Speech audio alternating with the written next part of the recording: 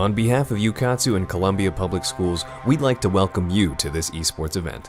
We understand a few of you may be new to League of Legends and esports, so here's a quick introduction.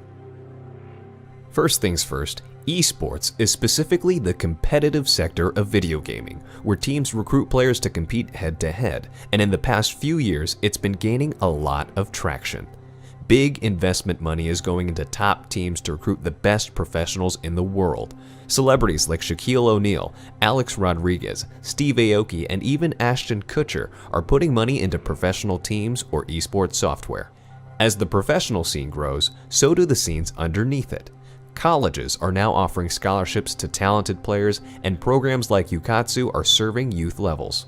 Esports covers a wide variety of video game titles, but none are currently bigger than League of Legends, the games that these kids are playing today. League of Legends is a free-to-play, team-based computer game. This is the map, Summoner's Rift. Think of it as the field or court that every competitive game of League is held on.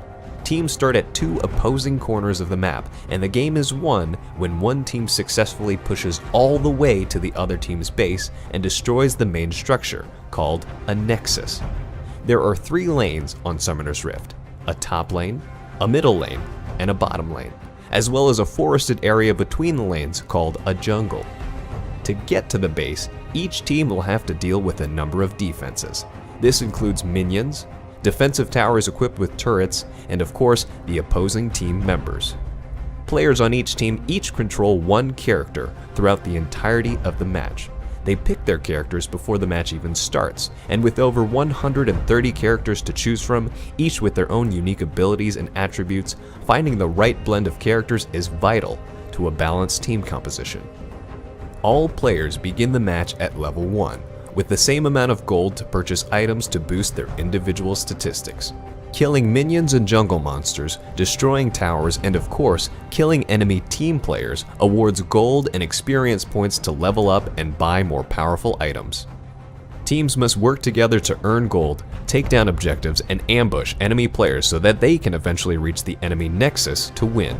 Each match usually takes anywhere between 25 to 45 minutes, though close standstills can last even longer.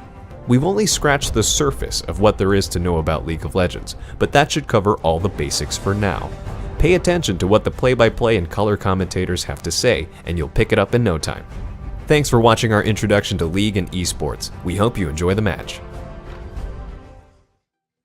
All right, we hope that introduction video was helpful for those of you who are new to League of Legends. Welcome to Ukatsu High School League, Week 1, Jefferson City versus Hickman High School. My name is Joe. With me, my co-caster, Ben Brooks. We'd like to welcome you guys to the nation's first live 9-week LAN esports season for high school students. Literally, there has nothing quite like this. We are the first in the nation, I can confirm. Of course, none of this would be possible without our proud sponsors, Columbia Public Schools, which have partnered with us officially, Jefferson City Public Schools, which has given us this opportunity to put on a show for you guys throughout this spring season. We have also our title sponsor, Columbia College, also with Cougar Esports, Armstrong, Teasdale, and last but not least, Veterans United. Ben, how are you feeling today? Feeling pretty good. It's Friday. This is the last game. This is the last two games, I guess, to close out Week 1. On Wednesday, we saw both Rockbridge and Battle. Really good showings. Really happy to see them. It looks like all the players are motivated and hungry for the rest of the season. So we're excited to jump right into the B teams for both Jefferson City and Hickman High School. And right before we get into picking bands, we know we have a live audience here today. How are you guys feeling? Let's hear it, guys. Thank you for showing up. And for those of you who are online watching it from home on twitch.tv, please feel free to share that link, show the representatives, show your friends, families that this is real, this is here. All right, first up we have, let me introduce to you guys our Jefferson City B Squad team. Let's hear it. Pretty strong, guys. Pretty strong. I like the support. And, of course, we have Hickman's B Squad themselves. They are considered the home team tonight. Let's hear some support for those guys. Without further ado, we are going to go right into picks and bans. Whoever's in charge of the lobby, let's start it right up.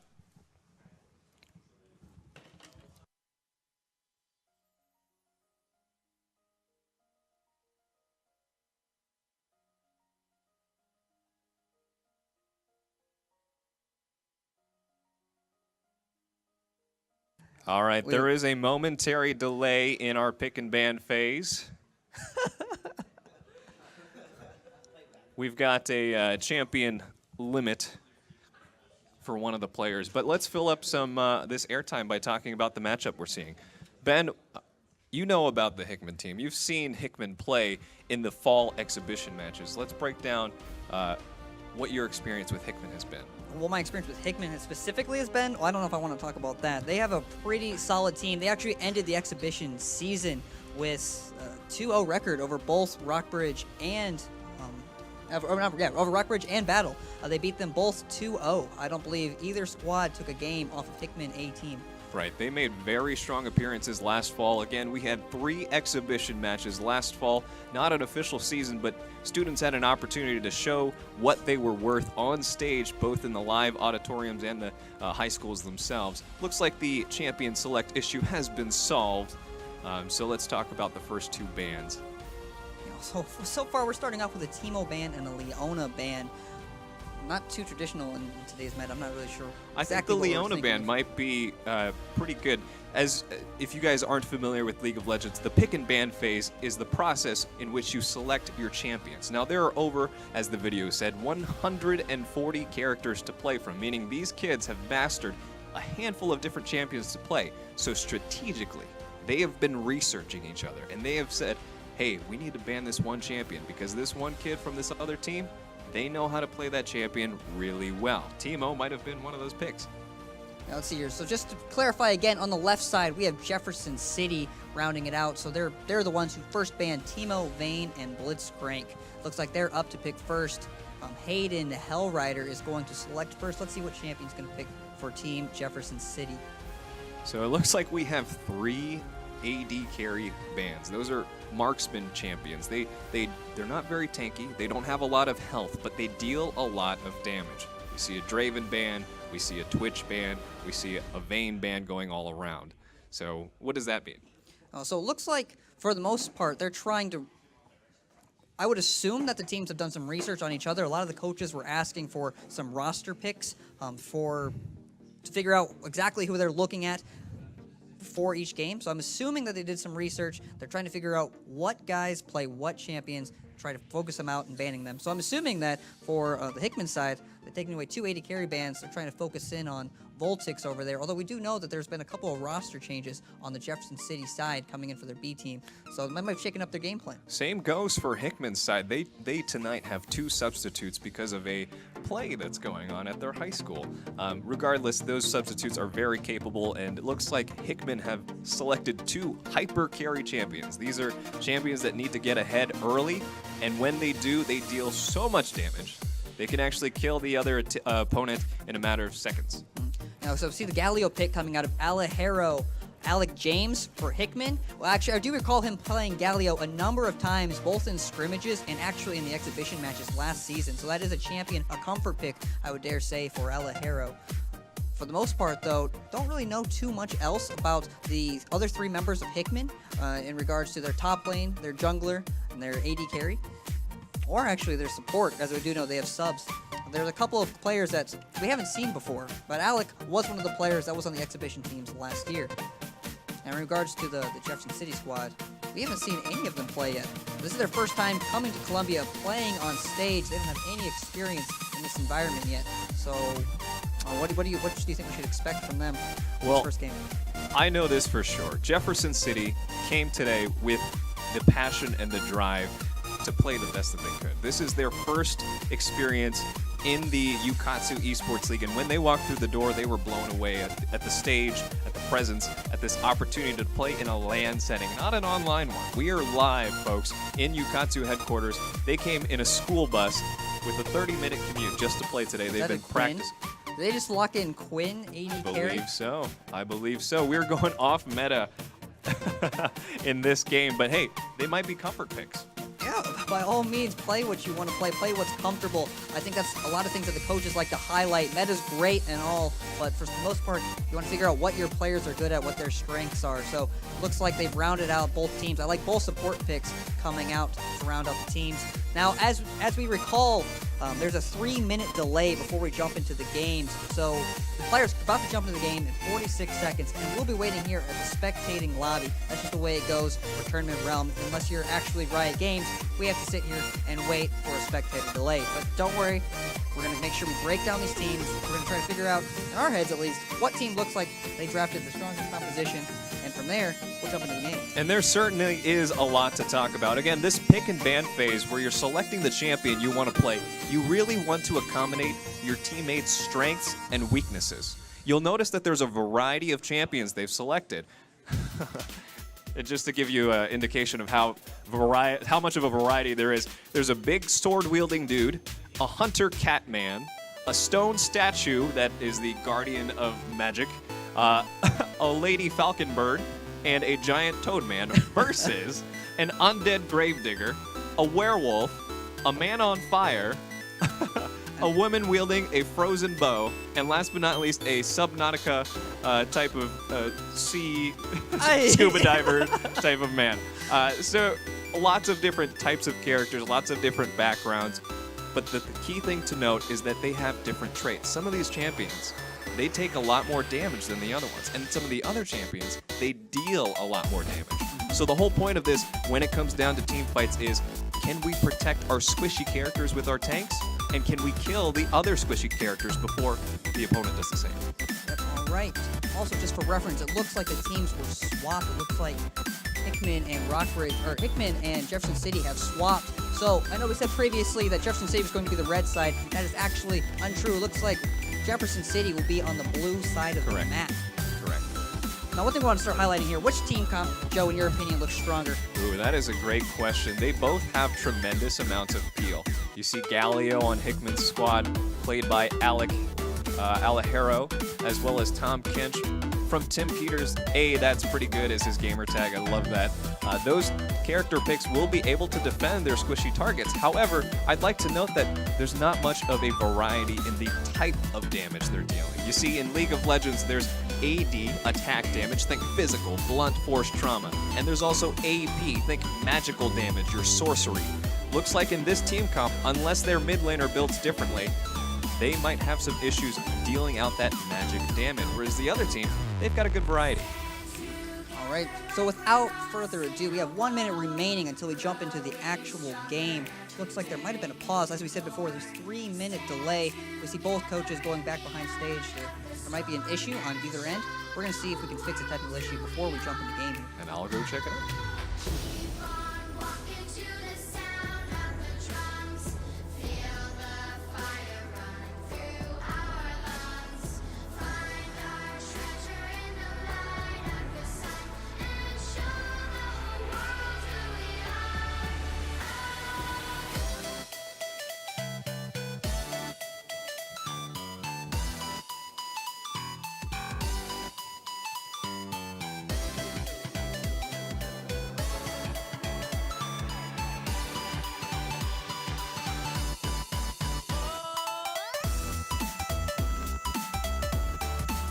All right, again, though, as we're fixing some of the issues on stage, we want to thank all of you people who came out to the venue to attend and check out your local high school esports teams. Appreciate you guys very much. Hats off to you guys, both parents and fans and friends and teachers and sponsors. Thank you guys. I know these players want nothing more than to see the people they look up to, the people that care about them the most, see them on stage, see what they're actually doing. So without further ado, it looks like we're going to be jumping into the game. We'll say that we're waiting a little bit. I'm not really sure if the issue was fixed. We're waiting from word from the stage to see if the technical issues were actually... All right. It looks like we're good. All right, so it seemed like there might have been an audio issue that had to do with the different Discord chats, the servers that they use to talk during the game. Looks like everyone's good to go. Are they to the pause? Yeah, there will be a pause early in this game, but just a slight keyboard mouse issue. They are using new peripherals for the first time, so it's not a big deal. All right. Well, without further ado, then we're going to jump right into the game. You know, there will be a pause. There will be a pause. You can definitely expect a pause. So when we hit that pause, I want to talk about what the coaches. I spoke with the coaches ahead of a chance to. I want to talk about how they feel going into this match. Oh, actually, we see on stage there a little bit ago, we're highlighting one of the players there. I believe his name is Kong Tron, I believe. He is actually the AD carry for the starting team for Jefferson City High School. Although they had issues with some substitutes going on, some players that couldn't make it today. So he's actually filling in on the B squad as their jungler. But Absolutely. Yes, Khan is a fantastic AD carry, and he is actually flexing in this particular game as the jungler. I spoke to the coach earlier, Coach Roland, and he told me that Khan loves to be a hype player. He's very into the mechanical side of things. There, as we finally have our pause. We'll be paused for a few more minutes. But going back to Khan, again, to be more mechanical is to be more skilled in when you're landing your skill shots, when you want to press your skill shots, and maybe outskilling the other player in very particular moments.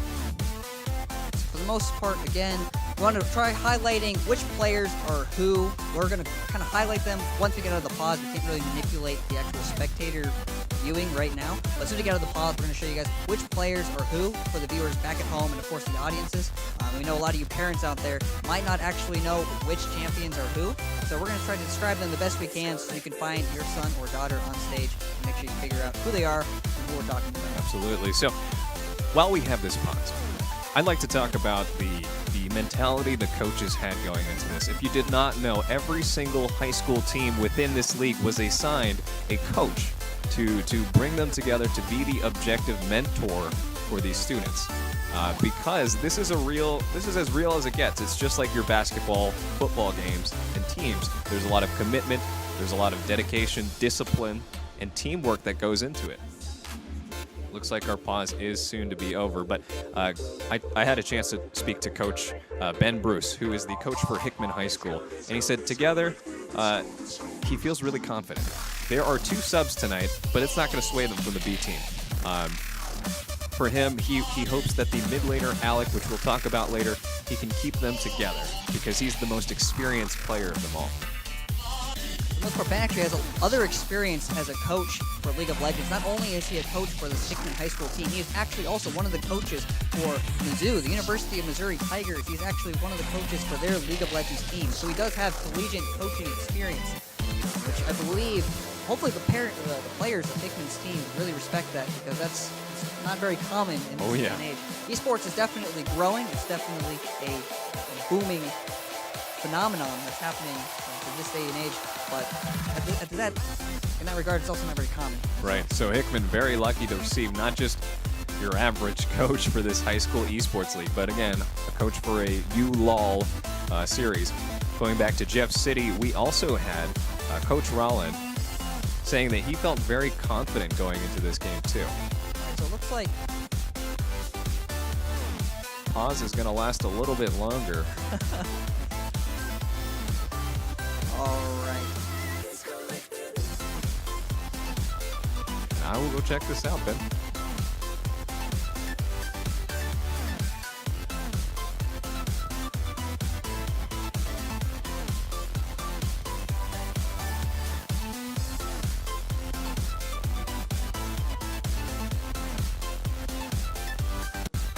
Inputs in league. Interesting. All right, so it seems like there's some issues that we actually haven't seen before in any of our exhibition matches, but definitely issues that we've heard of in the professional League of Legends scene on LCS. Some players are having difficulty with their inputs.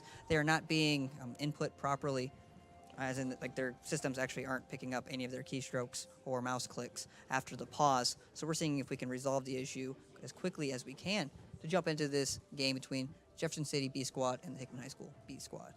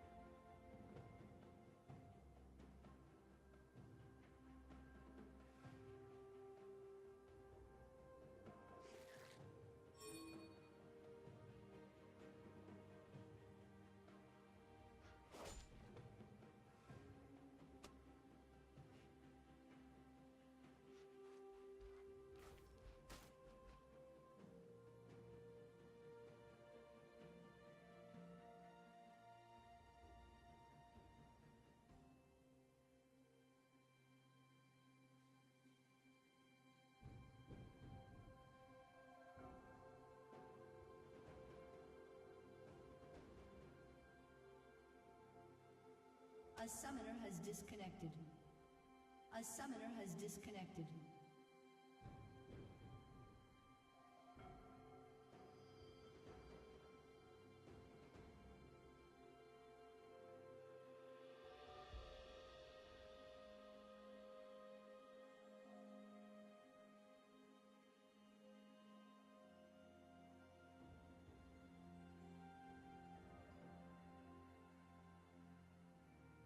A summoner has reconnected.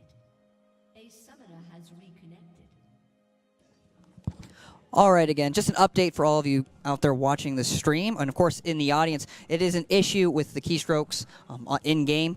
We're currently restarting the systems, and it should be fine for the most part, though. This is an issue that happens when Riot does choose to update and patch their games. There was a recent patch in the last couple of days. It worked just fine Wednesday, but we're going to see if it fixes itself once we try a couple of different solutions here. So we should find out very shortly and get this game rolling. If not, we have a couple other solutions, and these players will be able to play their game tonight. Do not worry. We're currently fixing the issue.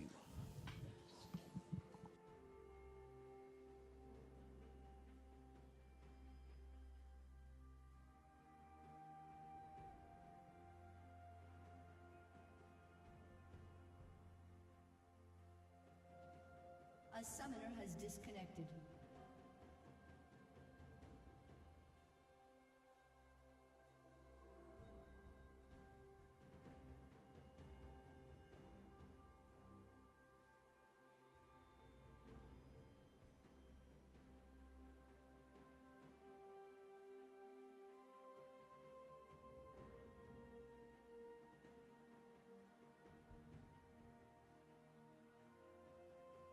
A summoner has reconnected.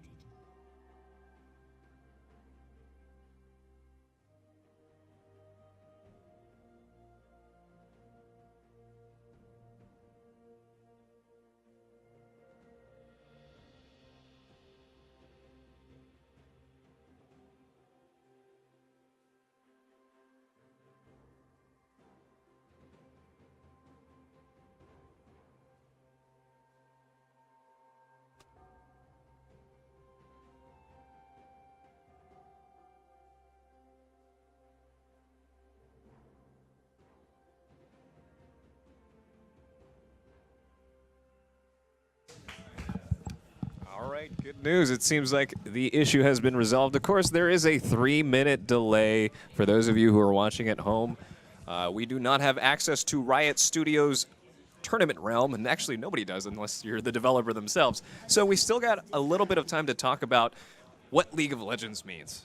Ben, how would you describe League of Legends to those who have never played it, never seen it, have no idea what's going on? Yeah. So the biggest thing that I'd really like to talk about is just the difference between a game like League of Legends and the kind of games that maybe your parents grew up playing. This isn't the kind of game that, I'm sure kids hear this a lot, I'm sure parents say this a lot. Hey kid, hey son, daughter, you should pause the game so we can go eat dinner. League of Legends is not a game like that. It is a very team-oriented game, a very 5-on-5, very relatable to football, very relatable to basketball in the sense that it takes 5 people playing as a team to win the game. It's not a game we can just pause or walk away from, nor is it a game that someone can just pick up for the first time and end up just being a prodigy or very, very good at it. It's taken these players here a very, very long time to get to where they're at in terms of their skill. Yeah, we've known some of these players have been playing for years, and in League of Legends, each season represents 1 year, so we know that there are a few very highly skilled or at least experienced players with these teams. They may have started as young as 12 years old, but have now climbed up their way and are playing tonight here for high school esports. Mm-hmm. And that's probably one of the things, though, that really defines the skill gaps between some of the teams, which we might see here, we might see actually in these upcoming games, is for some of the players on Jeff City's side, they have a lot of new players. They have some players who are not level 30. Level 30, just for reference, everyone, is the level required to play competitively in the solo queue ladder. So players have to reach a certain level of experience to be able to play ranked play in the game League of Legends. And some people in Rockbridge, they just started playing when they heard about this season. They were very passionate about being able to play video games for their high school, and so they've been practicing day in, day out, tirelessly to earn their spot on their teams. Again, League of Legends is the #1 game in the world right now. by millions. Somebody definitely agrees. They know that there are opportunities once they start playing at an early age. We've seen the professionals with six-figure salaries at this point. We've seen basketball teams like the LA, The Warriors? the Golden State Warriors, the Cleveland Cavaliers. They have bought in to the new franchise model that League of Legends has started. Those are $10, $15 million buy-ins, and that's trickled down. That's gone to the collegiate scene where you've seen colleges like Columbia College, who is our title sponsor again. They are offering full ride scholarships, and they're not the only ones. Yeah. So many schools out there are recognizing esports as an official game. Oh, We've looks like actually our got our pause. resume coming in 3, 2, 1. All right. We are back in the game, folks. Action back on. Let's go. So like we said previously, we wanted to highlight which player was who. So starting off in the top lane, we have Hayden Hellrider, 2020. He is playing the Gravedigger, like we said before, kind of a tankier player. It actually just moved on its own. We're going to try to go in order here. So this is the jungler for Jefferson City's squad. He is named Turtle. I believe his name is Kong. And so actually, he is actually the starting AD carry for Jefferson City's A team. But he's filling in, like we said before, they had some substitute issues. So here he is. Subbing in Able for the to B flex squad. on a completely different role. And it's just like basketball where, you know, you have your center, your point guard, your forward. These roles are all individual. They all have their strengths, and they all have to communicate with each other to have an effective team. So here we have the mid laner for the B squad for Jefferson City High School. He is currently playing Brand, the fireman, like we said previously. Yes, that would be Elijah Dark Chaos Pressman, the sophomore mid laner, currently playing the man on fire. Mid lane role, of course, the center position on the map. Yeah, for the most part, they are what you would consider your mage. They're the ones that use abilities to deal damage to each other. Of course, running at the bot lane then, we have your AD carry, your ranged marksman, as well as your support, Voltix, and Silver Eagle 99 to round out your B squad for Jefferson City. Yeah, together they go into one lane, by the way. You've noticed top lane is a solo lane. There's only 1 versus 1. Mid lane, there is also a 1 versus 1 opportunity. And bot lane, there is a 2v2 situation because those marksmen, you see that woman shooting frost arrows right now and the other woman with a falcon on her shoulders, those are squishier characters that need a little bit of protection from that big submarine engage coming in with another gank, Nelmore. That would actually be TTP Tofik calling in for a gank. Unsuccessful, but gives a little fright into him. Yeah, that's pretty cheeky. A level 2 gank is not something you see pretty early on. Usually we see junglers do like a full clear, but for the most part, we just saw Rengar do a real cheesy gank right after he cleared 2 camps on his blue side. Didn't actually get anything out of it. I don't believe they got any summoners out. But well, we want to recap actually. Oh, actually started red side. I believe that was a full clear. He went from top side red to his wolf's camp to his blue. So that was a traditional gank, though an early one at that. So going back, we want to highlight, again, the rest of the players in this game. So far, we didn't expect that much action, actually, to start off the game. We're going through it all. But in the top lane, we have, well, we have Buttflap97 in the top lane. He actually is in the process of changing his name. Looks like it did not go through. That would be Tim, yep. Yeah, that is Tim, in the top laner for Hickman High School B squad. Coming in, and for the jungle side, TTP, his name is Tafik. He's actually using his friend Nelmore's account, who is actually the traditional B team jungler. He's currently at a play. So, you know, shout out to Nelmore. He decided to use his account. TTP was actually one of the players who played in the exhibition matches last season, so he does have experience on stage. We also have Alejero James, also much experience playing last year, like I highlighted before. He's on a comfort pick, this Galio, kind of a gargoyle-looking champion.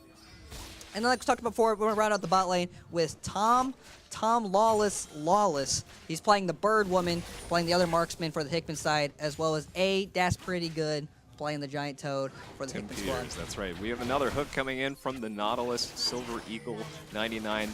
Trading back and forth, not too much happening. There's no full commitment.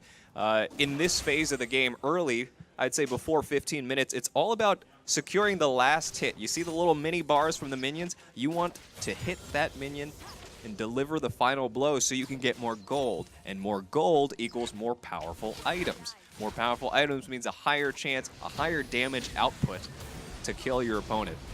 Alejero going in for almost a full, gets the taunt off, so close to securing a kill mid lane, but as the audience ooze, there's an escape from Dark Chaos, so no kill for him. Yeah, unfortunately, actually, while we're highlighting the players, we actually did miss a kill, a solo kill from the jungler on, actually, it was Jefferson City side. Turtle got a solo kill on TTP, or actually he's playing Nelmore. We got to make sure we call him right, to Feek for the Hickman side. So Jefferson City did draw first blood. Alec Alejero throwing out another Silver Eagle hook, going all in, fighting that big toad-looking man, but he's tanky. He doesn't go down that easily. A lot of action in the bot lane. So far, it doesn't look like there's any kills, and the CS differential is not very large. So both AD carries doing their best to stay in. We see another gank coming in from Nelmore. Good defensive hook, able to stop Rengar from attacking all the way. So low health, Ash, but he gets away, and here comes the counter gank from Turtle, pressing down, securing the kill for Jefferson City. Yeah. Looks like Turtle's continuing to chase. We see Alec Alejero James ulting in, turning it into a 3v2. Ends up saving the Hickman High School bot lane, and they find 2 kills in return. Turtle is on the retreat. Is he going to get out of here? They're looking to dive Alec the tower. is diving. Secures the double kill, gets out. Beautiful, beautiful tower dive by Hickman. Yep. So we'd like to highlight him again, Alec Alejero James, the B team starter for Hickman High School. Great ultimate. Like we said before, we'd like to highlight our kids. Here we go. Right. Alec Alejero James is the mid laner for B team Hickman. He is a junior, and he played in 2 exhibition matches last fall. We know he's got a positive attitude, and we know Coach Ben Bruce is depending on him to keep these newer players on B team together. He says, I've got full faith and confidence in his positivity, in his sportsmanship, in his almost captain-like abilities to keep them together. Turtle on the hunt, nearly catches him on his way back. But let's break down that sequence in the bottom lane. What exactly happened? So we saw a great game come out. I shouldn't say great, actually. It was unsuccessful. We saw Nelmore coming in from the tri-bush like he did earlier on for a good gank on the bottom lane. They burned a couple of summoners. They weren't able to secure a kill. Then we saw the counter gank coming in from Turtle, the big wolf guy, the jungler for Jefferson City, and they picked up, I believe, well, they started to pick up kills. I don't think they picked up any kills. They picked up 1. Close. Yep. Yeah. Yep. And then we saw the ultimate coming in from Alejero, the mid laner for Hickman High School, that allows him to basically jump and fly to another part of the map to assist his teammates. He saved them. They were very close to dying, the bot laners for Hickman High School, and they turned that around and picked up 3 kills in return. So pretty much that was an act of aggression, followed by a counter act of aggression, followed by another counter act of aggression in the bot lane. If you do not understand what ultimate abilities are, essentially every single character you see there has an ability that they call their ultimate. Their cooldown is actually a few minutes long, so they have to use these sparingly because they're such powerful abilities. The mid laner, Alec Alejero, he used his ability that, again, jumps and saves, or at least protects, whoever he chooses from nearly half the map away. All right, look, we see an ultimate coming out of the mid lane. Alejero going in for another taunt. Flash by Dark Chaos, 23-23, narrowly gets out yet again. These traits keep going in Alejero's favor, and what that means is that he has the opportunity to roam after that. Something we've actually noticed is we do not currently have sound coming in from our in-game. Coming in from our games. We're going to fix that real quickly here. After this engage, we see Turtle coming in again for another gank. Doesn't secure the kill. Nelmore comes in, and he gets stopped by the ultimate from Turtle. Alejero still picks up a kill, but Turtle picks up a kill in return. That's a 1-for-1. Trading 1-for-1. But Turtle picks up the other kill. So that's a 2-for-1 trade in favor of Jefferson City. And ladies and gentlemen, we have a game. We have a game. Turtle is now 4 kills, 1 death's in, which means he's got a lot of gold, and with that gold, he can buy items that makes him even more powerful.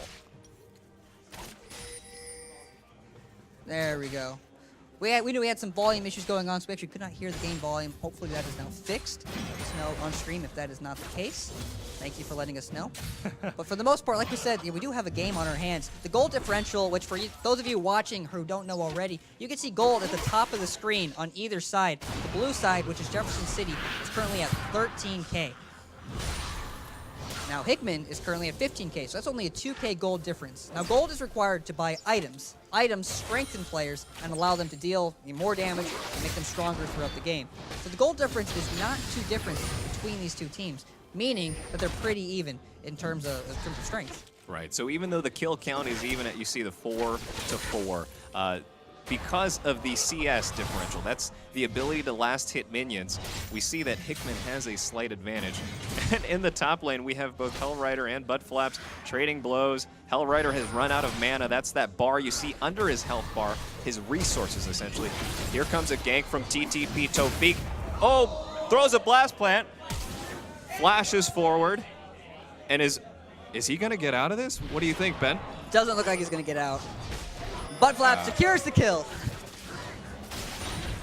We see more engages down the bottom lane. Actually, already missed it, but Jefferson City's bot lane turret fell. But we see Turtle coming in for another counter engage here. Let's see, is Silver Eagle going to find the engage? Looks like they're going to back off. Hickman knew Turtle was around the corner, and they seem to have backed off instead. Yep, so Top side, though, they see that the other jungler has appeared in the bot lane. So both Nelmore and Alejero have started the Rift Herald on the top side of the map. So let's break down the lead right now, because it's not all about kills. Again, we talked about the CS differential. In the top lane, you see Sam, Buttflapped Broderson, who has 65 CS, versus Hellrider 2020, and he actually has 43. The 10 CS differential almost equates to an entire kill. We see another engage in the top lane. Alejero roaming up, try to find the kill on the other enemy top laner, Hellrider. We'll see Nelmore coming in. They're going to dive him under the tower. They're continuing to dive. He doesn't escape, and Hickman High School secures one more kill. It's now 6 to 4. So typically those towers are meant to protect the player. If there is another champion that comes in, they will automatically apply damage to the champion if they are attacking him. But in this case, with a 3 versus 1 scenario, they are able to trade the aggro for the tower and actually balance out and get that kill without dying to it. So we talked about previously they're getting this thing called the Rift Herald. You see the giant turtle-looking monster that's roaming down this lane with them. That's actually a neutral monster they can kill, and then it'll join their side when they summon it. So now they're trying to take down, they took down the first tower in the top side, and they're now taking the second tier tower. As well as they're also found Turtle caught out in the jungle. Looks like they're going to try to secure this kill. Turtle's a little bit stronger than he looks. He actually secures a kill on his own. Flashes out after suppressing and getting the kill. Dark Chaos roams in instead, tries to help. Doesn't look like they're going to find the kill on Hellrider. Alejero ults back in. Eventually, Hickman just collapses on Jefferson City's team, which is funny because that all happened in Jefferson City's jungle. Yeah. Now, as we said before, it looks like Hickman's starting to pull away with this lead. They're currently 5,000 gold ahead. When we talk about securing 3 kills ahead, as well as those 2 towers, Hickman's starting to pull ahead in this game. Joe, in your opinion, what does it look like? What do you think Jefferson City needs to do to find a foothold, get themselves back in this game? Well, they started by securing Dragon.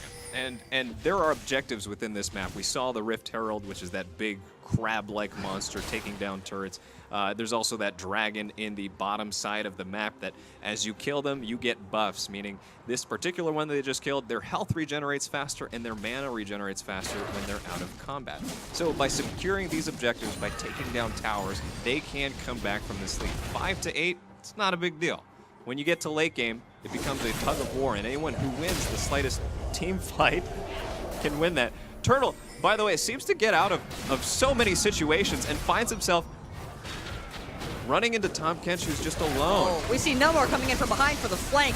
It's a 3v3 currently in the bot lane. Turtle picks up another kill. Looks like 2 kills might go over on 8. That's pretty good. Saves his teammate with Alejero coming in for the flank. Looks like this fight's going to turn around in favor of Hickman High School. Can Jefferson City escape? Actually, it looks like Turtle's going for another engage. He uses his ultimate on Alejero, locking down Galio. Galio's still dealing a lot of damage. He's actually itemizing 2 deal damage instead of being tanky, and looks like Jefferson City is going to retreat instead. So an incredibly long team fight. That's what happens when you have these 2 beefy tanks. It's still going. Securing the kill. Turtle trying to desperately clean up. Trading 1 versus 1.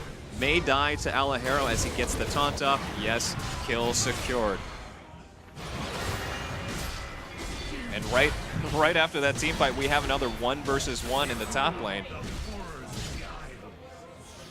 Oh, whoops.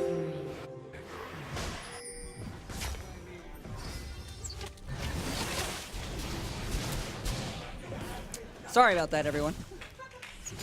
So what had just happened there is Hickman secured so many kills, and off of those kills, they're able to take the objectives. They're champions that they've selected, both Galio, that stone-like guardian, as well as Tom Kench, that frog, that's slurping his his jug right now. They've been able to take and soak up so much damage that the real damage dealers can just stay within the fight and they can peck away at the enemy team. That's what's happening. Even though Turtle, he's really, really fed. He's very strong right now, almost able to 2 versus 1 any other champion, but it's just not enough against this tanky team. We see Nelmore coming in for another flank. Ends up missing his bowl up, but he still confirms Flashes the over kill. the W. Almost as if he was just saying, I can flash because I probably don't need to. Now, we've seen a lot of aggression coming out of Nelmore, the Rangard, I believe his name is also Tofik, yes. Correct. We've seen a lot of aggression coming out of him. He's participated in 7 of the kills, but he's also died. He's currently 3, 4, and 4, meaning he's killed 3 people, died 4 times, and assisted in 4 other kills. He's kind of sacrificing his body for the rest of his team to find these picks. Right. Tofik Nelmore playing the jungle cat. He is confident in his abilities. He is always jumping in there, unafraid to die, unafraid to get a kill. That's just his playstyle, aggressive. So now with a 7 kills to 14 kills going in the favor of Hickman High School, they have gained about 7,000 gold lead. They're starting to run away with it with 3 towers killed as opposed to the Jefferson City 1. Let's see what happens as they try to close out the game. Now, I'd say with the Tryndamere in the top lane, they have their stylistic kind of split-footing composition, meaning that they can keep Tryndamere in the top lane to keep dragging the other Jefferson City members to try to stop him from taking more towers, so that the other members of the team can group in the mid lane. We see 4 of them group now trying to take down the second tier mid tower. We see an engage under the tower. Nice pick by Alajero. Counter-engaged by Silver Eagle. Doesn't look like he's going to save anyone. He gets out 3, but they do find a kill in return on Nelmore. Probably punishing the aggressive nature of Tofik, but they're not going to lose too much off of that kill. They're just backing him off from the turret. Slows down the push from Hickman's side, but meanwhile, up in the top lane, Tryndamere, a.k.a. Sam Broderson, able to push down, soak up more threat, and potentially another fight in the mid lane. Looks like Hickman's going to continue to siege this tower. Will it go down? They ran out of minions, so they're going to back off. Doesn't look like they're going to get the tower on this push. They're going to continue to retreat. I've noticed that the Ashe of the bot lane has continued to push their tier 2 bottom lane tower. What are your opinions on that at this point in the game? Well, in this point of the game, there's 2 perspectives. She's trying to get at least 1 objective on the map. I understand they want to get the gold from there. Looks like there's actually another engage in the top lane. They did finally catch out Butt Flaps in the top lane. He's just trying to recall. He pops his ultimate, trying to escape. Gets over the wall. Turtle finds the pick. Again, back in the bot lane, though, Alajero collapses on the lone Ashe. Voltix in the bot lane. Looks like Voltix also did not secure that bot tower. But that's what he's been doing. So he's trying to push that wave out, trying to keep that wave control, and try to bring people down there so the rest of his team can find picks on the map. Now, I will say, at this point in the game, he might need to group with his teammates, especially when they're getting sieged down in their second tier mid. He also did not secure the objective in the bot lane, so it's actually a lose-lose in terms of that play for Jefferson City. Right. As a squishy champion, it's not in their place to continue pushing the bottom lane. That's because you have players like Alajero, who has 9 kills, 1 death, and 4 assists, who can pretty much clean up any kills on his own. All right here. So again, like we said before, gold lead actually hasn't stretched too far ahead. Hickman High School is currently ahead by 8,000 gold. I'd say for the most part, they need to continue doing what they're doing to close this game out. Tom Law is coming in for the flank as this 3v3 situation happens. Now make that 4v4. Turtle able to secure a kill on the enemy Tofik jungler Rengar. Oh, Alajero escapes with his life with a flash. Looks like they're going to be a disengage, but that was a good fight to start off this mid lane push. for the most part now, going back to what we were talking about a little bit earlier, so for Hickman to close out this game, they need to keep getting these towers. They need to break into the base, break the inhib open, so they start getting these super minions. And that's currently what they're trying to do. They're trying to push down this tower so that they can get closer to the base and break it open. Yeah. In this situation, we have a 1, that's 1 top, 4 mid coming from Hickman. That's their play, a 1 to 4. Meanwhile, we've got a 3 to 2, kind of ignoring this top lane Sam Broderson, aka Butt Flaps, as he continues to push down. If they don't respond to him, they're going to lose a lot of tower space. And another team fight starting in the mid lane, poking here and there, 4v4. Alejero able to just clean up a kill all on his own. He's super fed. Meanwhile, Sam Broderson chipping away at this top tier inhibitor turret. And once that inhibitor turret goes down, as well as the structure of the inhibitor itself, super minions will start spawning. We see another great flank by Rengar coming in from behind. Looks like they're going to clean up that fight pretty quickly. Actually, it doesn't look like Turtle's trying to find a kill in return. Doesn't seem to be the case. Get it. Triple kill for Tofik. Yeah, that is currently a playing ace. Currently playing Nelmar right now, and we'll see what they take off of this. So kills, though they do give you gold and give you items, the bigger benefit is they give you opportunities to chip down on tower structures like this right now. You see Butt Flaps 97, Sam Broderson able to take the inhibitor top lane. Meanwhile, in the mid lane, the rest of the team cleans up the middle inhibitor. This is going to be rough for Jefferson City to come back from. So like we talked about previously, when they break open the base, when they come into this part of the map, and they break those things that we just called inhibitors, it spawns super minions. So these little guys that we've seen in the entire part of the game, that we kind of called creeps before, when people kill those creeps, they get bonus gold. Now, they also help you push. So they take your turret aggro, allowing you to deal damage to more towers. Now, when you break those inhibitors, your team's going to start spawning super minions. They're a lot stronger than your average minion and allow you to push and close out this game a little bit easier here. Yeah, so at this point, your back's against the walls if you're Jeff City. What is your game plan? So I don't necessarily think that they have a stronger team fight, especially if Butt Flaps continues to split push. Actually, I need to take that back. I think if Butt Flaps continues to split push, which he should, they have 2 inhibitors down in the top and mid lane. Butt Flaps should start pushing bot lane instead to draw people away from the rest of his team so they can take the Baron, one of the other neutral minions on the map. Looks like they're actually angling to take the big neutral monster right now. And that's when I try to find a pick. I try to find a pick on them either at the Baron pit, you need to wipe them as quickly as you can, and then respond to Butt Flaps. But you want to force these engages, get a brand ultimate off to deal as much damage as you can to the entire team. And that's probably the best bet, I'd say, is to start turning this game around. Right, Hickman team dancing around Baron, trying to bait another fight out. Able actually to catch Turtle out on his own. He's going to die, and with that, that is an instant Baron call. There is no jungler to outsmite the Baron. This Baron, big tri-headed dragon of a creature. Once you kill it, it gives you a huge buff. And those buffs translate over to your minions, which get supercharged, able to take down turrets and structures even faster. So the Baron goes over to Hickman B squad. I think with that, they're going to look to close out this game.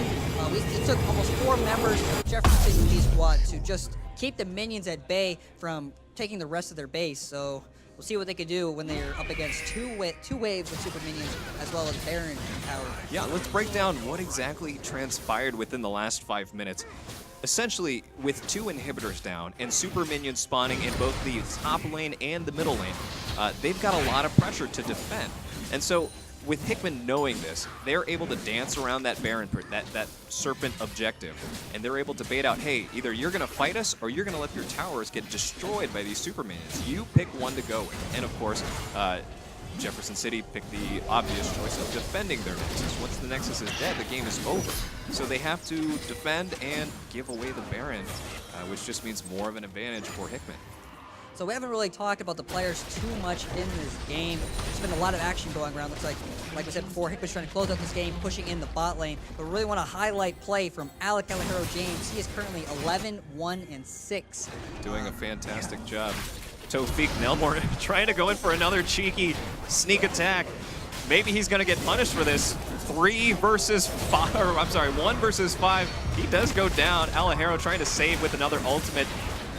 but he's just so tanky. Look at the damage that he's absorbing. Meanwhile, his teammates are chipping away at him. This is a full-on dive. The tower's still up, but we see many of Hickman players inside the base. Alex flashes over the wall. Looks like he's going to escape. He actually runs right into Turtle. Turtle picks up there's the kill so much instead. happening in this bottom side, but meanwhile, Sam Broderson, Buttflex, is just chipping away at the tower, the Nexus. They're ignoring the objective, or at least they weren't looking at what was actually happening on the map.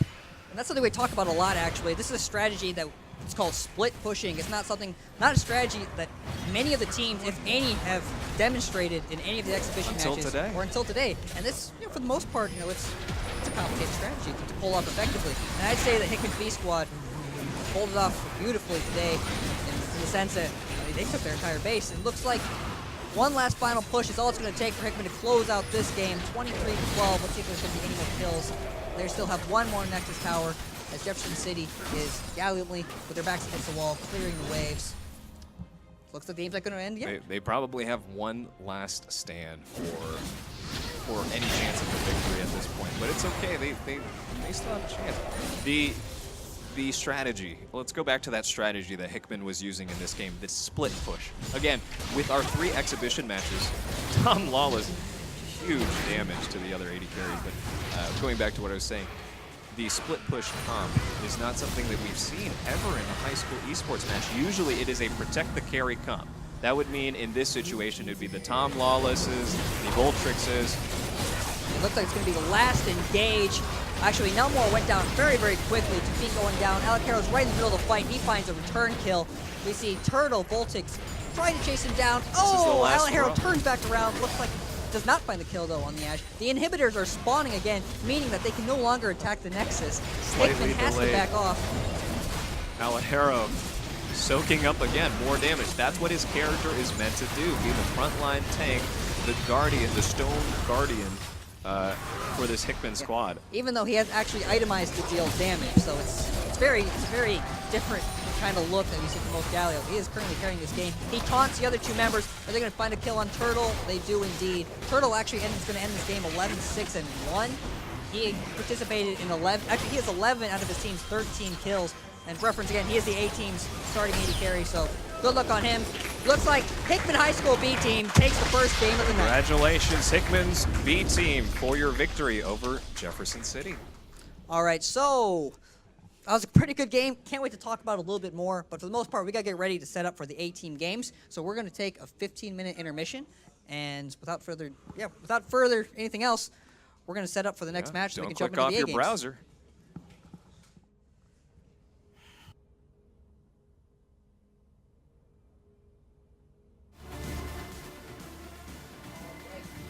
Back after the intermission to watch the game between Hickman High School A and Jefferson City A.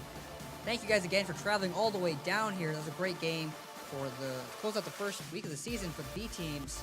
Good showing from Jefferson City B squad, being a relatively new team. Pretty good showing. I will say I'm also very impressed with Hickman squad doing a strat that we haven't seen yet in this league. Split pushing is something that a lot of people have a lot of problems with across all different elos. And so I think they executed it really, really well, and it paid off. They closed out that game. Again, congratulations to Hickman B team. But let's move on to A team. Let's get right into it. Go ahead and start up that lobby, boys and girls. So, again, as we head back into the pick and ban phase, I can't stress enough how important it is to synchronize your picks. Just for reference again, actually the lobby leader is Turtle on Jefferson City's side. Jefferson City's Turtle has to start the lobby. And now we're getting into picks and bans. There we go. All right, so from the A squad again, we want to highlight Tart Quacker, the star top laner of Columbia Hickman High School. Last year he was highest ranked Diamond 1, so by far he is the highest ranked player in this league that we currently know of, and he's definitely someone that's a lot of fun to watch. Right. The rest of the schools, I can tell you this, they know his name. They have done their research, and he does inspire a little bit of fear into him. There's a expectation, there's a mind games thing that goes into playing somebody who is, when they're playing solo queue ranked, such high diamond status that it does shake you up a little bit.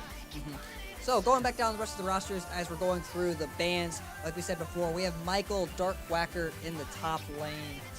We also have Bo, I cannot pronounce that name, Quet, YXV in the jungle, How1 in the mid lane, Matthew Gosubat in the AD carry position for Hickman, and Renee Cookie coming in at support. And then for Jeff City, we have Chase, Waddle Dash Ruiz, Atul, Yugi, Krishnadas, Cameron, Escape Velocity Day, Kong, Turtle, Tran, and last but not least, Ryan, DJ Rice Wilkinson making up the Jefferson City A squad.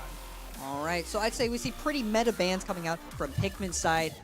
Galio, we saw how effective he can be last game, especially with his ultimate, being able to pretty much go to any side of the map at will once he reaches level 6. We see the aggressive support ban, Leona ban in both games, as well as the Scion, a very meta top lane pick at the moment. They also secure Tristana, first pick for Hickman, a very aggressive AD carry, something kind of the play style that Gosubat really likes to play. He likes to play in the front. He likes to play very aggressively. I think Tristana is a great first pick for Hickman.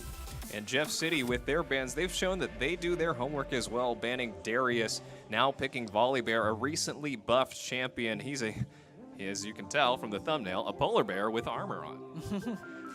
But going back to the bans real quick, Coach Evan Rolland of Jefferson City has instructed or coached his team to look out for who the other team might be proficient at. And what do you have? Dark Quacker happens to be a very proficient Darius.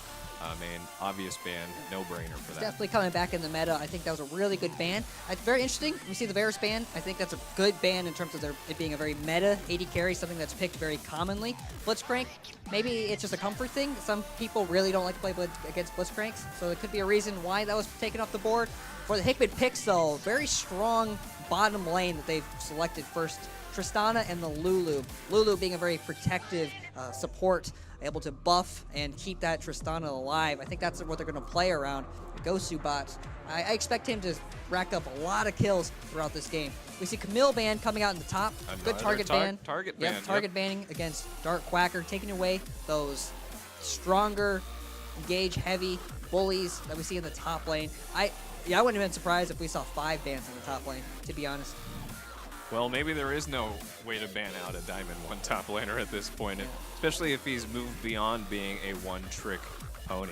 I'm excited to see, I guess, what Waddle Dash could do against the Dark Quacker. We've seen a lot of top laners throughout the league just do their best to go as even as possible, to not really feed him kills to get him ahead. But Dark Quacker's suppression goes beyond just the laning phase, and we can feel his presence felt throughout the entire game. We'll see some pretty crazy engages in team fights. Maybe we'll see some 1v5. Very excited to see that.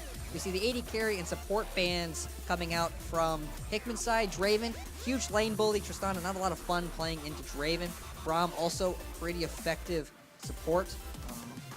I think those are pretty solid bans all around. They cover a lot of angles. We see Turtle is locking in Zaya. Yeah, it looks like he picked a Zaya pick. Pretty safe AD carry. Has her own self-peel, so hopefully she can get away from whatever top lane pick they decide to take for Hickman High School. Right. Looking at these coaches and their players on stage right now, you can tell they're ready. They are focused and zeroed in. Coach Ben Bruce has been working tirelessly both on and offline, researching the enemy, building team compositions for his own. And Evan Rolland for Jefferson City, he's been doing the very same thing. They're right now standing behind their players, coordinating which pick and which ban to select. All right, so I'm going to assume we're actually going to see Cho'Gath in the jungle, J4 in the top lane. That's my assumption. J4 is a very comfortable pick for Dark Quacker. It allows him to get to the back line, just exactly what he wants to do. But actually, they might send J4 to the jungle, actually. And looks like Dark Quacker is going to play Cho'Gath. Not a pick that we have seen traditionally. We haven't seen him play Cho'Gath at all before. I think he's been playing it a lot in solo queue, but we haven't seen him play it on the Rift yet, so we'll see what he can do here. That is such an interesting pick, in my opinion, because Dark Quacker, who is a very solo-minded player, at least from what we've seen, he's picking a champion that does rely heavily on his teammates. So this is going to require even more coordination than ever before. This isn't a Darius pick. This isn't a Camille pick. This isn't even a J4 pick who can maybe do a 2 versus 1 scenario. But if you kite a Cho'Gath, That's bad news for him. I think that they have the tools to do just that. They have Gangplank, allowing him to slow down the enemy with his ultimate. They have Azaya and Rakan, which have their own self-peel, their own ability to disengage, and the ability to kite out a champion like Shogath, which doesn't have an ability to close that gap if he misses his Q, which knocks champions up. For the most part, Dark Quacker just has to run forward without any abilities. It's not the traditional picks that he likes to play. So I think that Hickman's squad is really going to be about their Tristana, about Gosubot in the bot lane, getting him ahead and allowing their AD carry for Hickman to carry this game. Absolutely. Actually, I really do like the draft on both sides. I think they both have a direction and a plan in mind for what they want to execute in team fights. I think that's exactly what we're going to see. We're going to see a lot of team fights this game, and for most part, I think it's going to be about the AD carries. And that's the big difference that you see with this Ukatsu High School eSports League. These are real team comps. These are team comps that are meant to feed off of strengths and weaknesses from the character picks that they have. It's not just your solo queue. This is not 5 players hoping to do the most damage. This is a support player. This is a damage player. This is a tank. This is a peel. Very well-rounded, and I'm super excited to see the team fights that come out of this. Yeah, I think, like we said before, just so you guys know again, we're currently in the 3-minute delay part of the game. The players are already in game. They're already playing. We're currently 1 minute and 53 seconds away from actually being able to view it ourselves. And when that happens, we're very excited to cast this game, the last game of the first week of the Ukatsu High School League. Again, shout out to our sponsors, Columbia College, Veterans United, Armstrong Teasdale, Hawthorne Bank. Thank you guys so much for allowing this to happen, allowing these kids to play on stage and play on the team, something that they just never been able to do before. Absolutely. So let's break down the champions that each team has selected for those who are a little less experienced with League of Legends. So for Jefferson City, we have Waddle Dosh, aka Chase Ruiz. He has picked Gangplank, a pirate who shoots barrels and they explode. Next up, we have Atul Yugi Krishnadas, who is playing, again, as we mentioned earlier, an armor-plated polar bear who tumbles in, knocks him up, a big burly tank for their team. In the mid lane, we have Cameron, Escape Velocity Day, playing a frozen bird who can summon walls to block people off and summon blizzards at an instant with her ultimate ability. Next in the bottom lane with Kong playing Zaya, and with Ryan playing Rakan. Those are actually complementary characters in the bot lane. They're considered the lovers bot lane. Their story is they are bird people who just happen to have a relationship with each other, and they hopefully will synergize in that bot lane. Now as for Hickman, up in the top lane, Michael Dark Quacker Joe is playing Cho'Gath, a alien monster obsessed with consuming the world around him. In the jungle, we have Bo Quit. I don't even want to try to say that name. Bo Ren, who is playing Jarvan 4. Imagine a large spear-wielding warrior. In the mid lane with How, we have Lux, almost the direct opposite, a light magician that deals damage with her spells and abilities. And in the bot lane, we also have a little bit of more synergy too. Tristana and Lulu picks from both Matthew Perkins and Renee Tellman. Those are the 2 characters that are little tiny elves. They're the Yordles in the world, but do not underestimate them. They can do a lot of damage, and they can be very, very annoying for the other team. So the 3-minute delay has now ended. We're about to hop into this game, the last game of the night. Very excited. For the most part, what's your prediction, Joe? Who do you think is going to walk away with this game? Well, I'm not going to give you a definite answer, but I will say we've seen 3 out of 5 of the players from Hickman play in the previous exhibition matches. I am so curious to see why Coach Ben Bruce has substituted the former players into this game. That would be the new players, Bo Ren and Hao Guangzhou. They are the new varsity A-team players for Hickman. We've never seen them play before. We don't know what their synergy is, but from what we've been told, lots of excitement from our crowd today. We love it. Thank you so much for coming out. But again, from what we've been told, the communication is a little more effective on their A-team, and we want to see that synergy come out in this game today. Yeah, that's definitely something that we want to highlight as well. Synergy is a very big thing. So, like I said before, 3 of these players were on the teams that played in the previous exhibition matches. We already talked about Dark Quacker a lot. We haven't really highlighted Gosubot and Cookie in the bot lane, both Matthew and Renee. They've had some synergy in the past. They've played together before, and they both have some experience on the Rift. Actually, Cookie was one of the substitutes for Battle's team last year. Am I That's right. correct? So yeah, let's talk a little bit more about Renee Tellman, who was participating in the fall season exhibition matches. she actually substituted for a rival high school. That would be Battle High School. She's so nice to offer an extra slot on their team, but when the season came back around, she said, you know what? I'm going to stick with my home school, Hickman. Minions And here have she is spawned. tonight playing for the varsity squad. So, again, pretty traditional start. We have both, looks like they're going to start their leashes in the bot side of the jungle. If you guys don't know what leashes are exactly, the junglers are the ones that kill the neutral minions in the jungle, and they kind of need some help early on to complete their first creep, or their first camp is what they're called. So the bottom lane usually comes up and gives them a leash, helps them kill. Looks like they're both starting on the bot side of the map. Standard starts, you see the two 80 carry and support players pecking down these blue and red monsters for the junglers to clear out. After that, they go back to the lanes and start farming their minions, those little creatures you see throwing spells at each other. And again, the key to success in the early game is getting the last hit, just like what you saw right there. How securing a last hit. Turtle also securing 2 last hits, getting 40 gold, 20 for each of the minions that he was able to kill.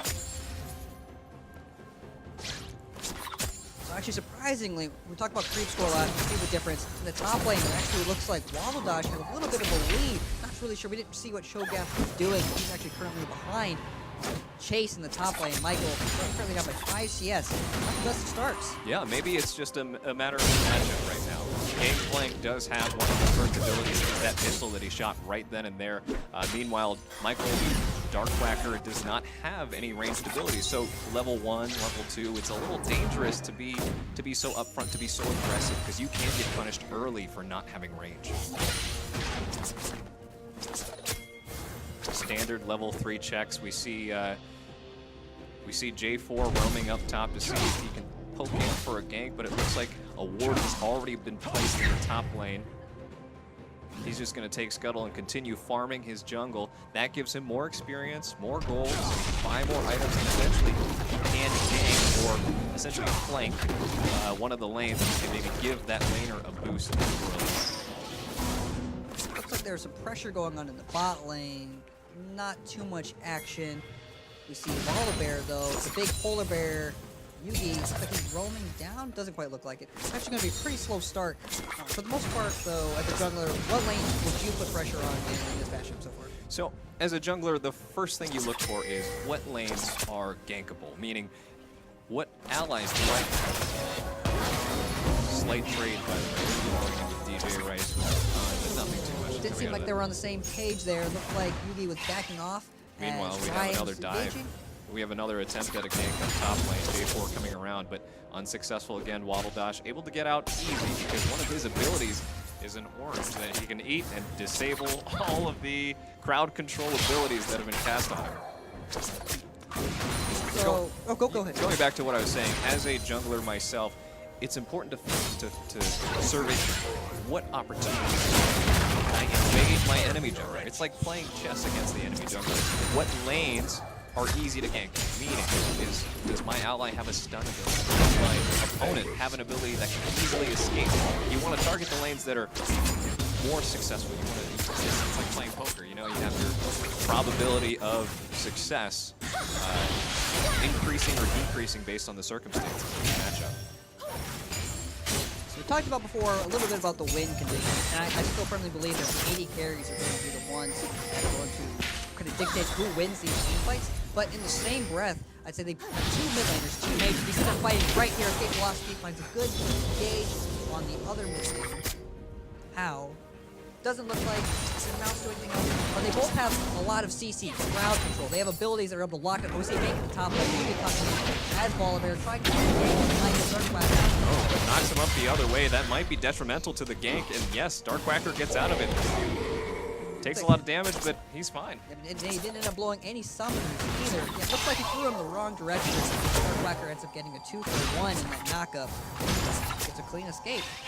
All right, but that's the first gank that we saw on the map. Anyway, going back to what I was saying a little bit earlier, I think the mid lane picks are what's going to set up these team fights. They have 2 mid laners, 2 mages, the bird and the light lane, essentially with the staff, that have abilities that can lock down champions. They can stun them, they can move them, and that's what's going to initiate these fights. Right, I would agree with you. The most interesting matchup that we've seen is the Lux played by Hao, and the escape velocity Anivia, played by Elijah. So Cameron, that's right, Cameron Day. Seeing who would win that matchup is super important. Cameron is arguably the top solo queue ranked player on their team, so if he can pull ahead, he can really sway these team fights. I actually agree, definitely agree. Anivia is not a very common pick, but she does have the ability to carry in these fights and dictate when they fight, especially. Their team does have a lot of CC, crowd control. We say that word a lot. Your stuns, your roots, your silences, and they're kind of going to prevent the other team from dealing damage. And Jefferson City does have a lot of crowd control when you take into account the root they get from Turtle, the roots they get from Ryan, CJ Rice in the bot lane, and then of course the stuns they get from Cameron. So looking at the current CS We see differentials. another gank coming in from Yuki in the mid lane. Doesn't find anything. It's actually a pretty slow start. Right. The only advantage you would see right here, the reason there is about a 400, 500 gold lead, is because of the mid lane matchup with the minion kills, or CS as we said. How he gets about 10 more CS than his opponent, Looks like Cameron both Day. mid and AD carry are ahead by about 10 points. And so technically they're ahead ever so slightly. Slow start for both teams. But for the most part, this actually, slow starts in general, especially in competitive matchups, it means it doesn't necessarily mean that no one's made a play, it also might mean that no one else has made any mistakes. Pretty clean across the board. Both teams are just going to continue to scale. In your opinion, what team do you think scales better? Well, when you have a player like Cho'Gath gets ever increasingly larger, that's one way to say, yeah, if he gets in the late game, he's gonna be a big threat. Tristana also able to deal a lot of damage when it comes to late game. She's able to get away as quickly as possible. Lux, maybe the only weakness, Lux J4 pick, maybe the only weakness in the team compared to the other players. But again, very, very close games, especially for Hickman, which arguably everyone kind of said was the first seed. The first seed in terms of the strength of all the main rosters. There's been no kills yet across the board, and they have not pulled that far ahead. They're only ahead of 300, 200 gold. Pretty good for this upstart Jefferson City A squad, staying pretty close. Almost 10 minutes into the game. Slight trading back and forth in the top lane. Michael Joe taking shots. At while Flash is forwarding, consumes. Beautiful play, getting first blood for Hickman High School. Holy moly, the damage was real on that one. All right. And that's when you know. Another trade coming in. Second kill secured. Third kill almost secured, and it will be. Pretty clean engage in the bot lane there. Beautiful gank coming out of Bo Ren playing the J4 pick. Things just went one way very, very fast. All right, so we're going to see if we get our first instant replay of this season. We're going to wait for this engage here. Good gank. Big flash now. He's going to escape. Does not. Cameron ends up securing the kill. TP coming in. Dark Quacker now fed. Trying to use as much of his abilities as possible. Seeing if he can get a kill on the jungler, but his passive heals him back up. See, Waldo shoots his ultimate, allowing his teammates to disengage. Are they going to escape? We see Knockup comes in. Second knockup comes in. He no longer has a passive. Dark Quacker secures his second kill in less than 2 minutes. This is when he pulls away with a slight lead.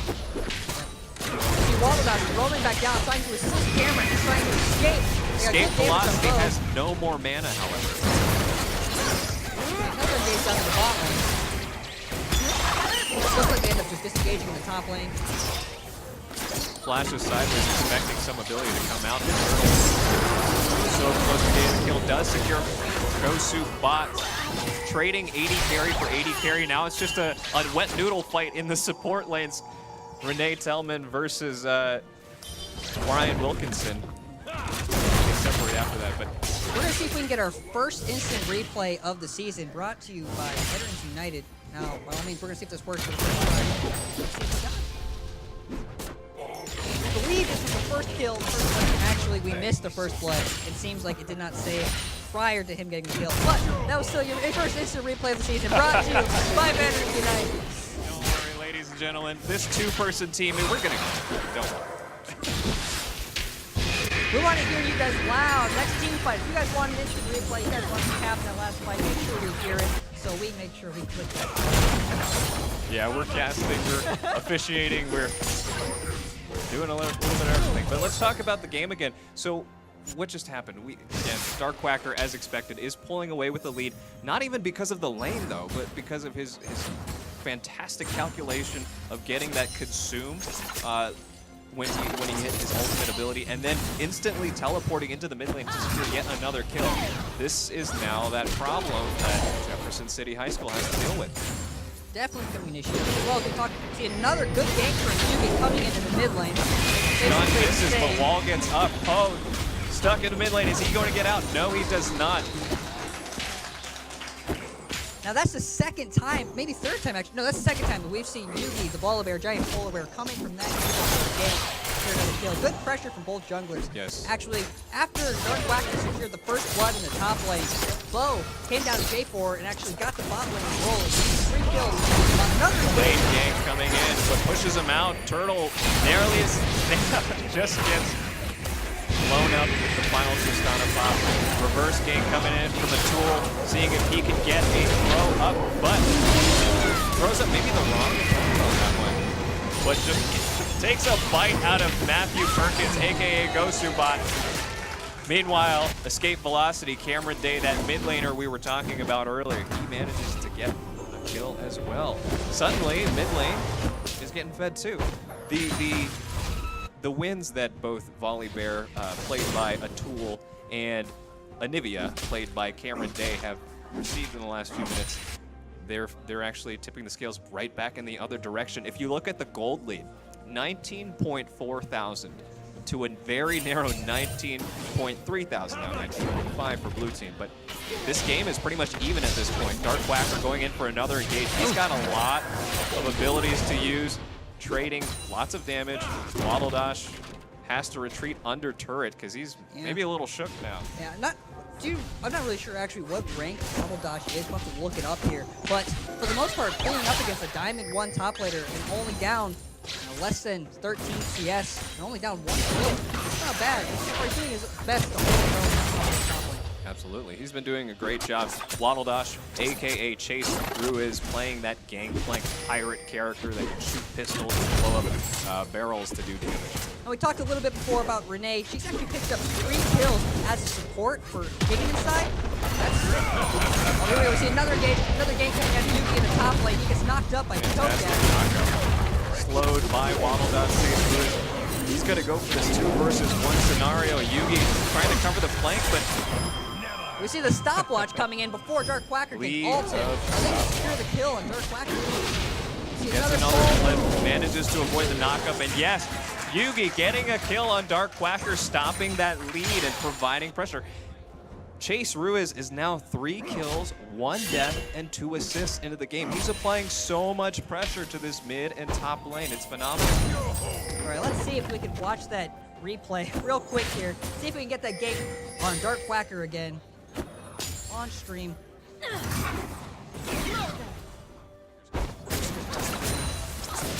Here we go.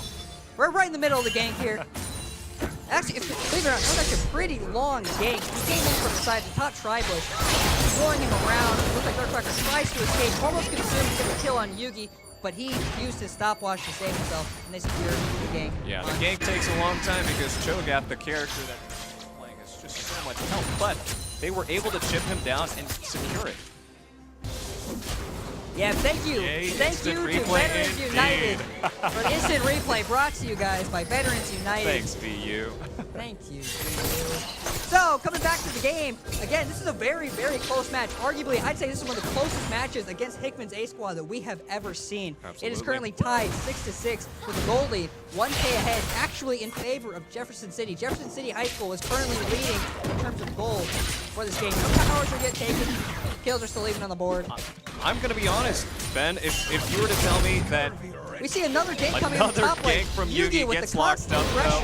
Let's see if he is able to get that flip. Does so. Damage building up. 2 versus 1 situation. Cho'Gath just has so much damage. He's going to get out of there. He pops his right with forward. a He quarter tried to health left. escape. Good engage. And something I like to highlight here. Well, let's see here. Yugi Yugi 957 Chase, like we said before, he's currently 3-1-2. That's maybe his 5th, 6th gank on the map, and he's actually ahead in CS of Bo. So that means even though he's getting off all these ganks, he is still farming his camps more effectively than Hickman's jungler. Even stealing the enemy jungler's boo buff at this point. So not only is he securing his own minions, but he's invading the enemy jungle, taking the resources from them, and further increasing that gold difference. We see one of the objectives, neutral objectives on the map, called the Dragon. It's actually an Earth Drake. Each Drake has its own special effect that gives the team a buff. Earth Drakes allow the entire team to deal more damage to other neutral monsters as well as structure. They will secure that kill. So Hickman secures the first Dragon of the night. Actually, I'm not sure. Were any dragons secured in the first game? There were a couple, yes. Couple? But first dragon of the game, Earth Drake in particular, gives you a buff so where you do more damage to the structure, to the towers and inhibitors. That is a huge late game buff that's certainly going to play a role in who wins if they go there. Again, like we said before, Waddle Dash playing very, very well in the top side. You see him ult the third side of the map. Engage coming in. Jefferson's bot lane. Looks like Hickman, Renee, and Matthew are able to disengage. Doesn't look like there's anything there. And as things start to simmer down and we want to break down who exactly is in the lead. Again, top lane matchup, Darkwacker still has the slight lead with the kills. They're even in CS. Again, we are simply floored by the performance of Chase Lewis, aka Waddle Dash, especially with the help of his friend Yugi. Ooh, we see the aggressive jump forward by Matthew Gokubot. Doesn't have to flash away. We see two counter games coming in. Great ultimate by the J4 Bow. Ends up launching 3 of Jefferson City's players in the Cataclysm, as well as Matthew, or Darkwacker, Michael, DPing in to make it a 4v3. Unfortunately, we... Oh!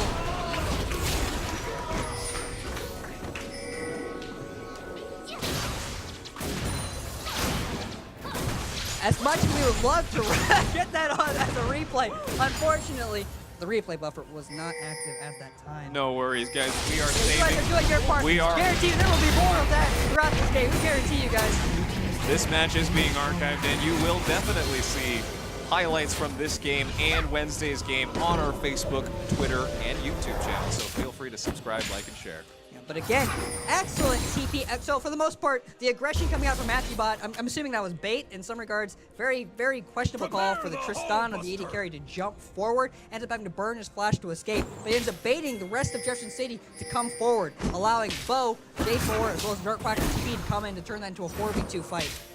Finally, we're starting to see the typical Hickman strategy, which is, let's try to make a team fight happen, and let's get Michael to teleport and just wreak havoc on the team.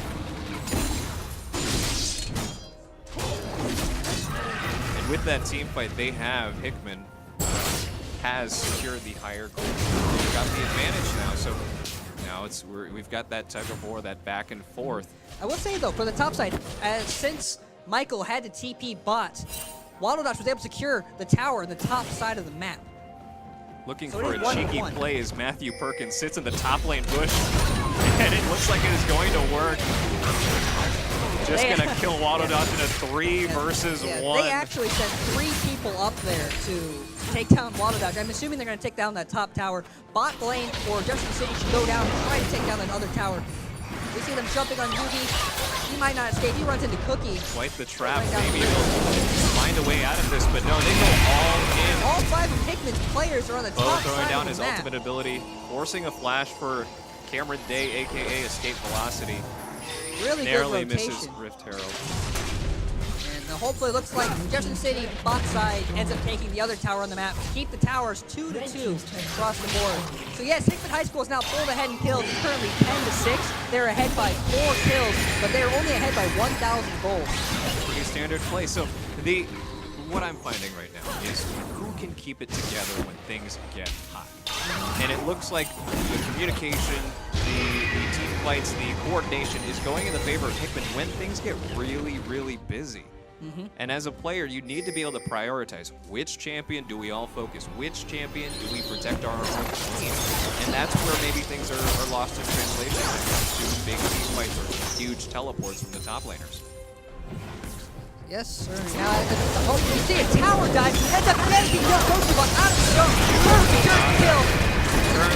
he's not going to be able to escape. Escape velocity also survives. That's 2 kills for free. Going on his turtle. 80 carry getting a little bit bigger now. Michael is trying his hardest to defend the tower. He's getting CC'd. Jefferson City's finding another kill. Oh, you know what, Michael? Oh, he ends up flashing on the other 80 carry. Finds a kill on turtle. Michael is really, really big. And he's still got over half of his health left after being pecked away. So, Al cleans up a kill on Volley Bear. just for reference there, that was a 5v1 in that situation there with Michael trying to defend the tower. The tower does go down, but they pick up 2 kills in return. That ended up being a 2-for-2 trade, but Hickman does lose the tower. Overall, a slight net win for Jefferson City, I would Yes, say. I see definitely getting that mid towers. Very, very important. They now have the tower lead. For the most part, though, I like the kills going over Turtle. You know, for the most part, Turtle played jungle in the previous game, so the werewolf, and he did a very, very good job carrying it. You know what he can do with the head. So he needs that gold. We need to funnel more gold into the Jefferson City's 80 carries. He needs items. He's probably the only one on their team, other than Nivea, if she itemizes right, that can kill Dark Quackers, that can kill Michael. So he got kind of shut down in lane. He needs more gold. On the other hand, Matthew, Ghostubot, the one who's playing Tristana, he's actually, you know, he was pulling ahead. He currently has 3 kills. He's sitting at 3, 3, and 5. Both teams playing around the next Dragon objective, which goes up in about 12 seconds. It's important to keep your vision clear of the Dragon Pit and to ward ahead of that pit to see who's stepping out of place. Where can we find our picks? It does look to be an Ocean Drake, which again gives extra health regeneration and extra mana regeneration when out of combat. It looks like that Nivea, that bird is dealing negative damage to the giant Cho'Gath on Nick's side. He's just getting so tanky.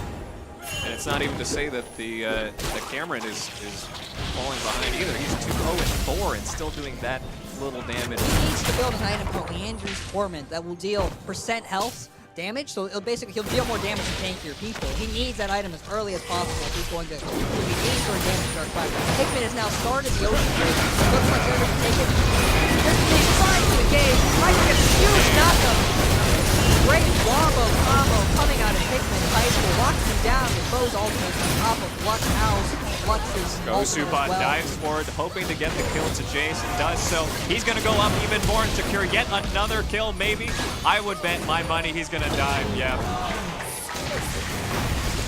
Walks away casually. That's a clean sweep for Hickman.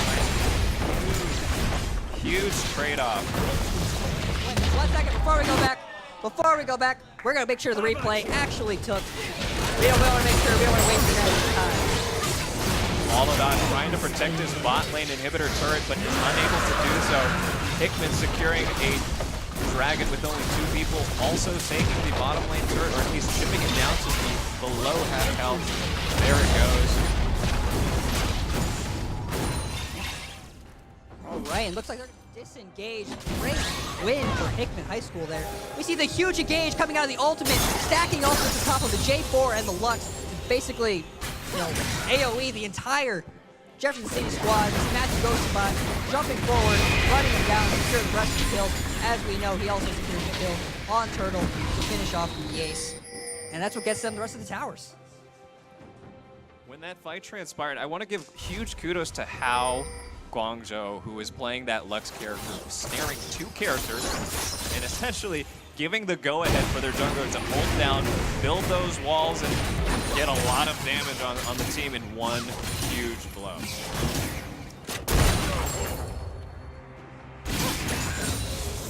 And now at this point, at the 24-minute mark, Hickman is pulling away with the lead right now, 43,000 to 39,000 gold lead, 17 kills to their 8.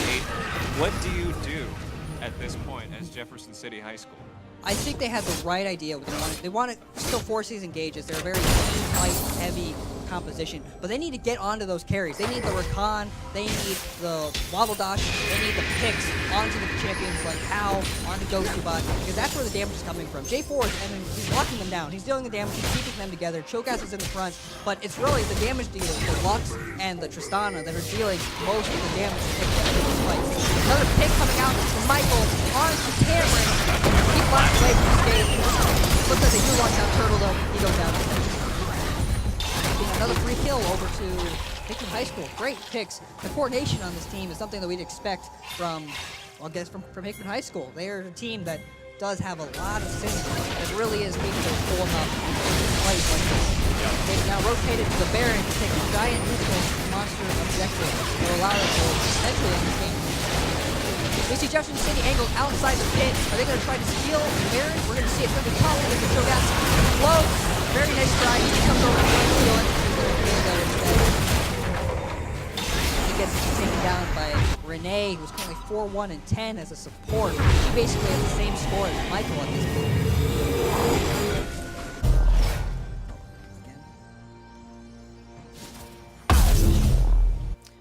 Yeah, that's pretty rough, though. It's pretty rough. Looks pretty rough right now for Jefferson City's side. We actually see, we're talking about itemizing a little bit here. The Turtle, the 80 carry from Jefferson City, he's actually opted to build a Lord Dominique's second item. And that's an item that you traditionally build pretty later in the game and allows you to deal more damage to your champions that build armor. So hopefully trying to deal more damage to Michael, their Quacker. But it's definitely not something that you see early on, so they're kind of getting desperate here. Yep, and again, we talked about earlier how this Cho'Gath pick, his passive ability allows him to just continue growing as the game scales. So he's going to be a massive, literally a massive character. Here he is going all in against Cameron Day. Flashes over the wall, gets a huge consume, and just makes the mid laner disappear. In the past 10 minutes of this game, we've certainly heard Hickman's crowd come alive. We've noticed that the former sponsor and principal have shown up after their soccer game and are here to represent their high school. The principal actually plays League of Legends. Did you guys know?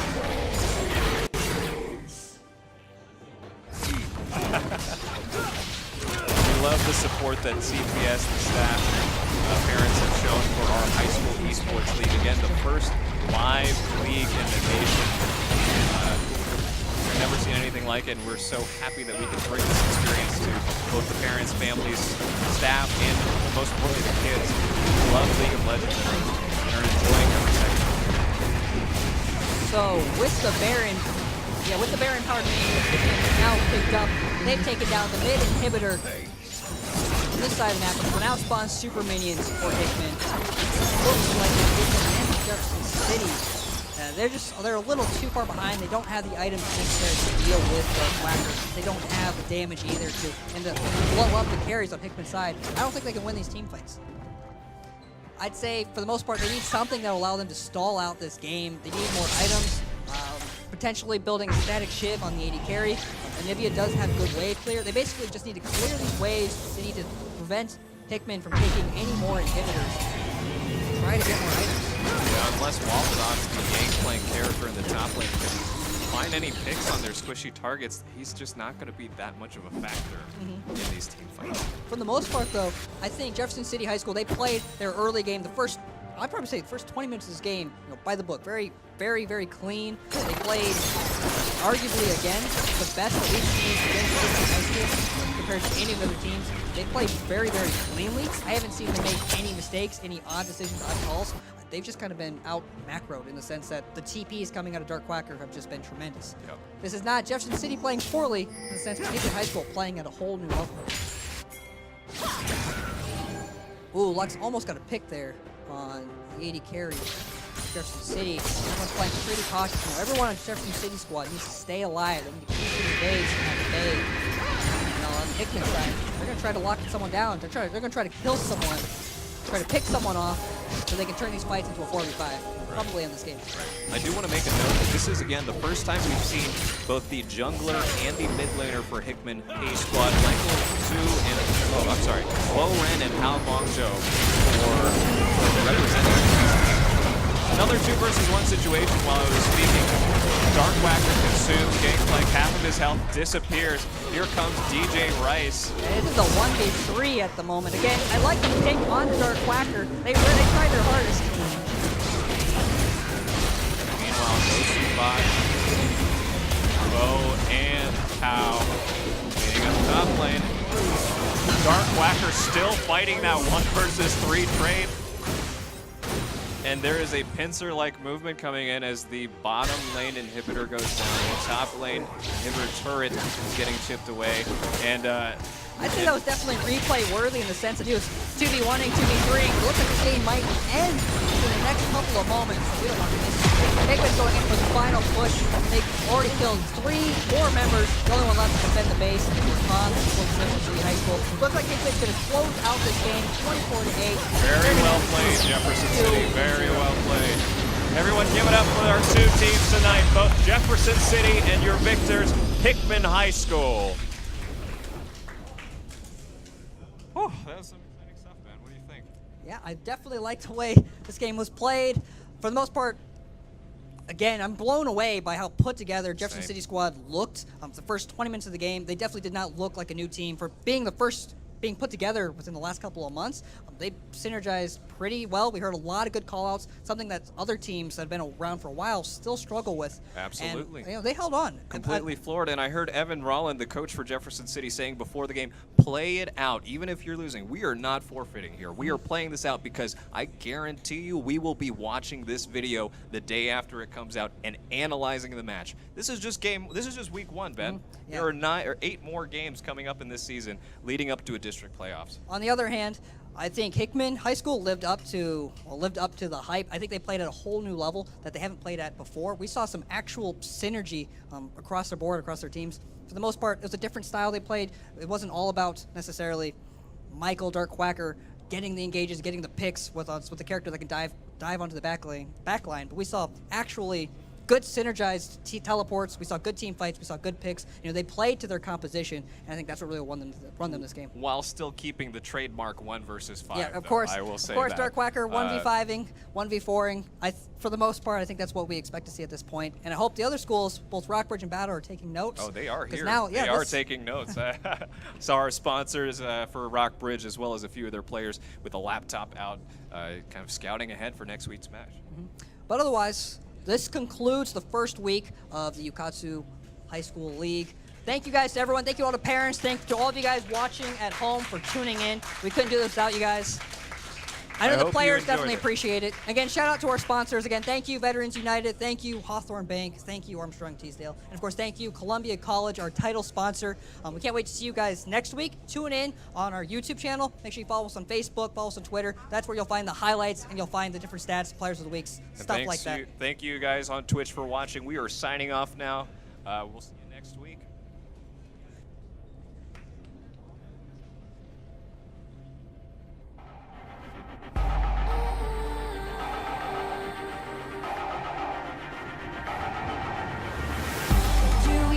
To hold our heads up high and beat the drum to what we love.